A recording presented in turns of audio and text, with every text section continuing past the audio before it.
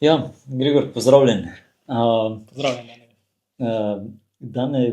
danes imamo intervju zaradi tega, ker si v bistvu postal prejšnji mesec top producer, pa ne samo top producer, ampak si tudi presegel kapico. In vsekakor verjamem, da vse zanima, kako ti to uspeva. A ne? In za začetek, ker pri tebi je vendarle ena posebna zgodba, v bistvu si z nepremičninami začel čisto na novo, ko si se k nam priključil, počasi bo 4 leta nazaj, pa ne samo to, ampak si v bistvu bil prej v Nemčiji, če se ne motim, Tako, ne? ja. V drugem poslu, in si sedaj na Primorskem aktivum, pa v bistvu sploh nisi s Primorskega, ne? In nas res zanima, kako to, da si se odločil za tako velike spremembe, kaj te je k temu gnalo?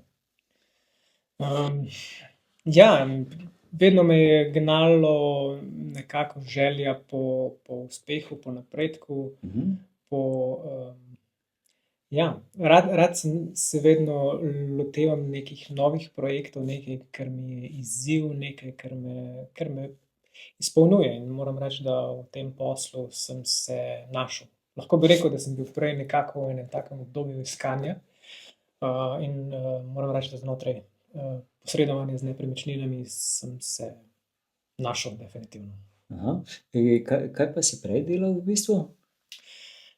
Po osnovni izobrazbi sem organizator poslovanja v turizmu.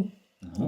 V Nemčiji sem tudi dokončal študij za psihološkega svetovalca. Aha. Tako To ti da verjetno pride ja. prav v naše. Ja, pri delu z ljudmi vedno pride prav. Ja, absolutno. Tako da ja, večino svoje kariere sem delal v turizmu. Mhm.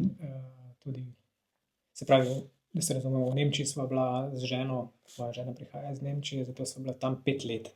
Aha. Tako da ja, vedno v Sloveniji, ker sem bil prej, oziroma ker sem v svoji karieri sem bil vedno samostojen podjetnik v turizmu.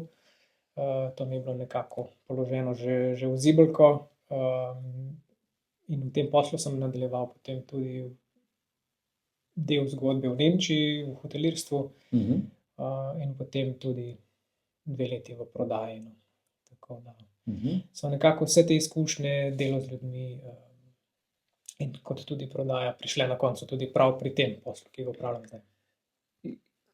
Kako pa te je pripeljalo v svet nepremičnin? Ja, tako kot sem že rekel, vedno všeč mi je delo tako z ljudmi, po drugi strani pa tudi z večmestnimi številkami, dajmo reči tako. Aha, ja, Malo v tukaj šali, so malo pa zares, kar no, neke tako. mestne Ja, številke. ja, ja. Tako da v bistvu licenco sem naredil že leta 2018, se pravi, to je bilo praktično 1 leto po tem, ko sva šla v Nemčijo, in predvsem iz potrebe, ker smo imeli v družini 2 nepremičnini, ki smo se odločili, oziroma so se moji starši odločili, da bi jih prodali. In skozi to sem prišel na idejo, da bi bilo mogoče dobro narediti licenco. Mhm. In z ženo sva pa vedela že takrat, da po nekaj letih v Nemčiji se bova verjetno vračala v Slovenijo.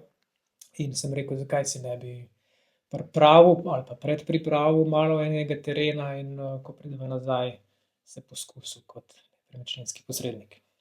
Aha. Ja, v bistvu sem si večkrat v življenju zastavljal ene take nove zadeve, naredil te 180-stopinjske preobrate in tako, in ja, to je bil nekako tak zvizualiziran izziv za čas, ko se vrneva iz Nemčije v Slovenijo.